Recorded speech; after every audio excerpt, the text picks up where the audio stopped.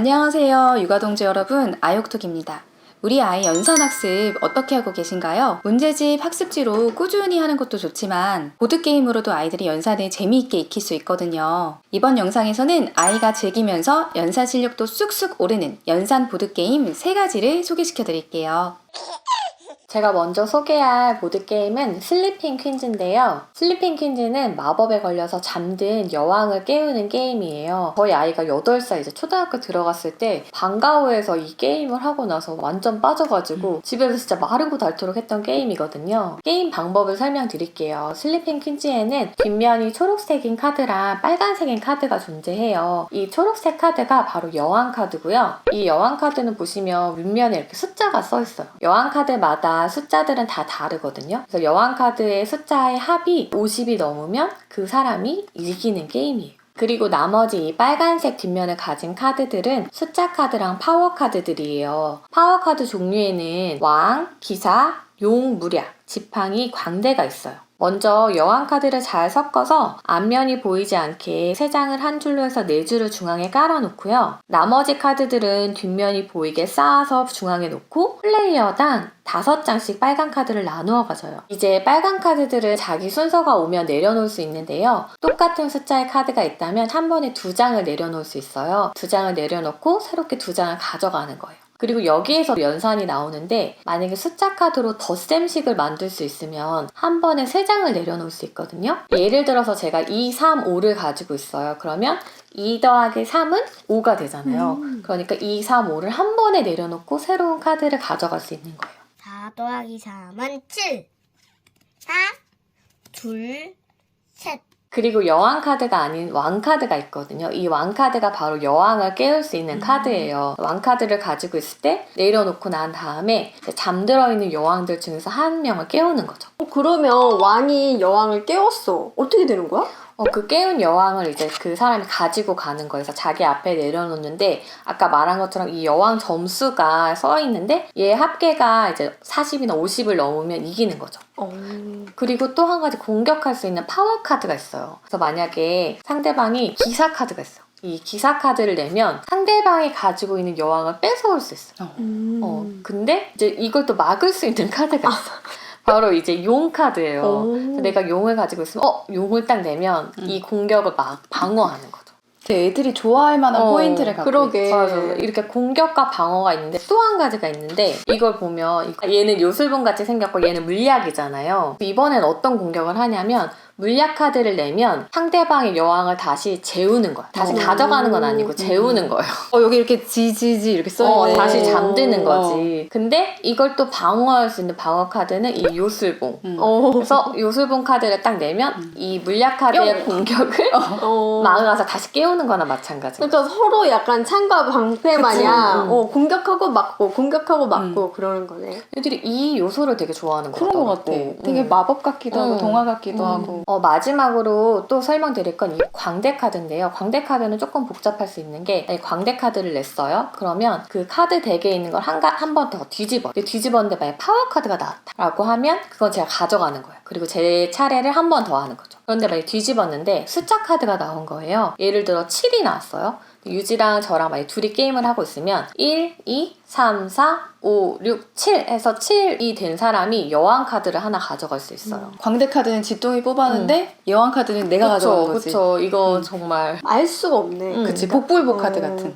근데 연산 비중이 그렇게 높지는 않네. 맞아요. 슬리핑 퀸즈는 사실 막 연산의 비중이 엄청 높은 게임은 아닌데 저학년 아이들이나 유아 아이들이 좀 부담 없이 하기에 좋은 게임인 것 같아요. 그런 연산에 자신 없는 아이들도 재미있게 게임에 참여할 수 있고 게임하다 보면 공격이랑 막 방어하면서 어떻게 반응해야 되는지 사회성도 키워줄 수 있고 그 다음에 자연스럽게 여왕 카드 위치도 잘 기억을 해야 되거든요. 이런 것들이 이제 작업 기억이나 기억력에도 도움이 될 수 있죠. 뒤에 소개해드릴 게임 2가지는 본격 연산 게임인데요. 먼저 샘샘 피자 가게를 소개해드릴게요. 샘샘 피자 가게는 피자 가게 주방을 돌아다니면서 내가 만들어야 할 피자의 토핑을 구해오는 게임이에요. 그래서 피자 주문서대로 피자 3판을 먼저 완성하는 사람이 승자가 돼요. 게임 보드판의 한쪽 면은 1에서 20까지의 수고 다른 한쪽 면은 1에서 100까지인 수인데요. 아이의 학습 수준에 따라서 게임판을 선택해서 플레이할 수 있어요. 그리고 이렇게 피자 주문서 카드, 주방장 카드, 숫자 카드가 있어요. 여기 숫자 카드는 이렇게 빼기 3처럼 한 자릿수 카드도 있고 더하기 36처럼 두 자릿수 카드도 있어요. 그래서 우리 아이가 두 자릿수 연산이 가능하면 두 자릿수 카드를 넣어서 하시면 되고, 아직 한 자릿수만 할 수 있다 하면은 두 자릿수를 빼고 한 자릿수 카드로만 게임해 보실 수 있어요. 저는 이거 되게 좋았던 게, 만약에 빼기 22다. 그럼 아이들이 막 머릿속에서 계산하기 어려워 하잖아요.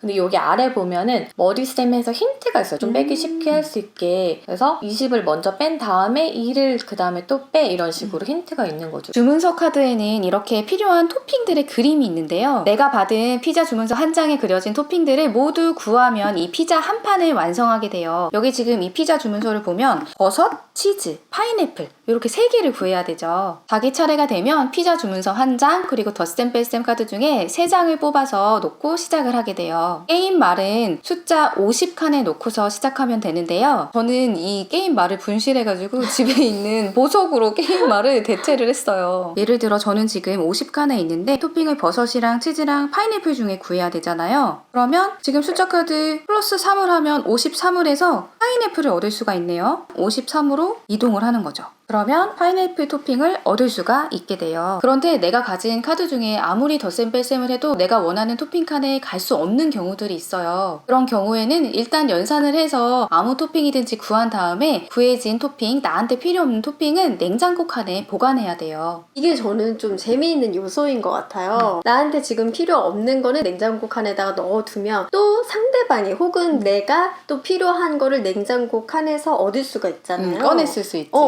그리고 또 이거 말고, 냉장고 말고도 다른 재미 요소가 있는데, 예를 들어서 8이나 9칸에 걸리면 주방장 카드를 뒤집는다든지, 그럼 주방장 카드에는 또 여러 가지들 미션이 있잖아요. 뭐 주사위를 굴려서 토핑을 가져간다든지, 아니면 상대방의 그 토핑 중에서 내가 원하는 거를 하나 가져온다든지, 이제 이런 식으로 좀 연산 외에 다른 요소들이 이 양념처럼 이 게임을 재미있게 해주는 것 같아요. 처음에는 이걸로 계속 숫자 계산을 하는데 이 게임이 재밌을까 싶었는데 막상 해보니까 아이들이 너무 재미있게 잘 하더라고요. 이런 재미 요소들이 중요한 것 같아요. 이 맞아, 연산만 해라 막 이러면 맞아. 애들이 막 진짜 약간 싫어할 텐데. 그리고 아이들이 또 피자 좋아하잖아. 좋아하는 피자에 또 좋아하는 토핑 카드 선택해서 직접 만드는 느낌으로, 그런 과정이 아이들한테 되게 흥미 요소인 것 같아요.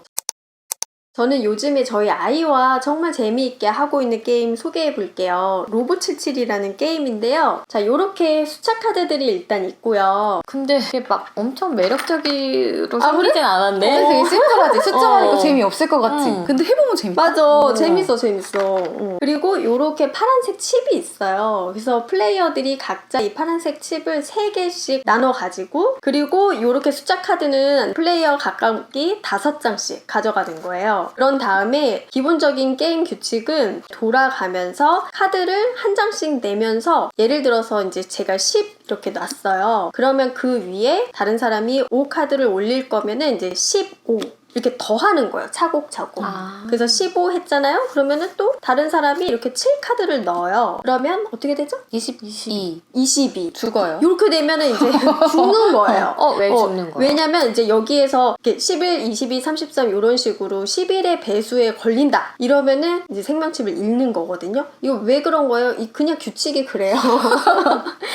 그리고 이제 결과적으로는 이렇게 더해서 점점 더해서 77 이상이 되면 역시 생명칩을 잃는 거거든요. 요게 이제 기본 규칙이고, 요 사이사이에 또 특수 카드가 있어요. 특수 카드는 이렇게 4장이 있는데, 뭐 예를 들어서 0, 요거는 특수 카드라고 하기엔 뭐하지만 좋은 카드예요. 예를 들어 뭐 상대방이 75 이렇게 했어요. 그러면 상대방은 나를 공격한 건데, 나는 좋아 75 이렇게 또 0을 하는 거야. 그러면 이제 이 상대방한테 또 공격이 들어가는 폭탄이 돌아온 거죠. 그쵸. 그리고 이제 곱하기 2도 재미있는 카드인데, 곱하기 2를 내면 상대방이 2장을 내야 돼요. 숫자가 2배가 되는 게 그렇지, 아니라? 그렇지. 2배가 되는 게 아니라 2장을 내야 돼. 근데 이것도 뭐 예를 들어서 한 68 했어. 그러면은 나한테 0카드가 있어? 그럼 68은 살아남았는데 다른 카드는 없어. 그러면 또 생명을 잃는 거죠. 그리고 또 이 마이너스 10, 요게 난 되게 좋은 것 같아. 근데 빼기도 자연스럽게. 근데 이게 좋은데, 이거 막 좋아서 아끼고 있다가 어떨 때 낭패를 보냐면요. 만약에 상대방이 76 했어요. 그러면 내가 마이너스 10 해서 66 하는데 도와주는 거야.